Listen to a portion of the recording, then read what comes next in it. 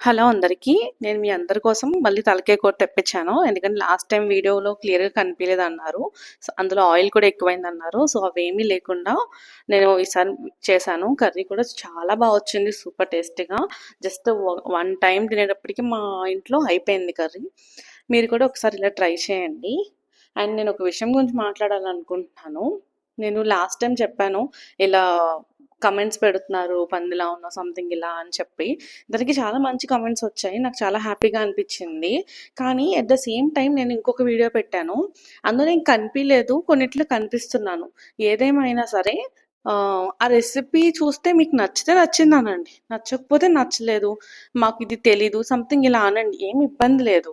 కానీ రైస్‌లో కొంచెం షుగర్ వేసి కుక్ చేస్తే ఆహ్, నీ మొహంలా ఉంది. నా మొహం ఎలా ఉంటదో మీకు తెలీదు కదా!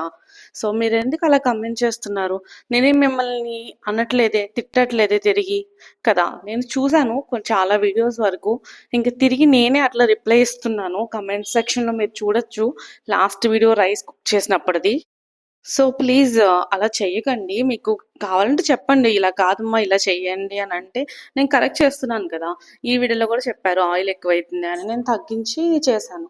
సో, మీరు చెప్తే నేను వింటున్నా. ఎందుకంటే అది మీరు నాకు మంచి కోసం చెప్తున్నారు అని చెప్పి. కానీ అలా కాకుండా ఏదో ఆడదానికి ఆడదే శత్రువు అన్నట్టు మీరు కమెంట్ చేయడం ఏం బాలేదు. ఇంకా మగవాళ్ళు చాలా అనిపిస్తుంది. ఆళ్ళంత మంచిగా కమెంట్ చేసి సపోర్ట్ చేస్తున్నారు.